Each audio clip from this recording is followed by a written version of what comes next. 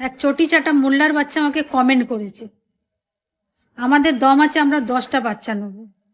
আরে তোদের দম আছে, তোরা 10টা কেন, তোরা 20টা বাচ্চা নে। কারণ তোরা শুয়োরের মতন বাচ্চা বের করিস, সবাই জানে। শুয়োরের মতন তোরা বাচ্চা বের করিস, সবাই জানে। কিন্তু হসপিটালে তোদের জ্বালায় একটা পেশেন্ট ডাক্তার দেখাতে পারে না, একটা পেশেন্ট ডাক্তার দেখাতে পারে না। কারণ তোরা একজন লাইন দিস আর 10টা শুয়োরের বাচ্চাকে নিয়ে গিয়ে দাঁড় করিয়ে দিস। তো একটা পেশেন্ট তার জন্য ডাক্তার দেখাতে পারে না। ডেলিভারি রুমেতে একটা ডেলিভারি পেশেন্ট যদি যায়, তারা সিট পায় না, বেড পায় না, তোদের জন্যে। তোরা শুয়োরের মতন বাচ্চা বের করিস বলে।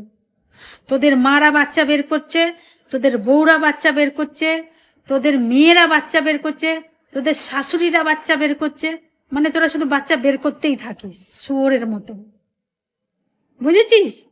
আগে দম যদি থাকে তাহলে বাচ্চাটা ঘরে বের করার চেষ্টা কর, নালে অন্য যারা আসবে তাদের জন্য বেড খালি করে দেওয়ার চেষ্টা কর। তাকেই বলে দম, একে দম বলে না।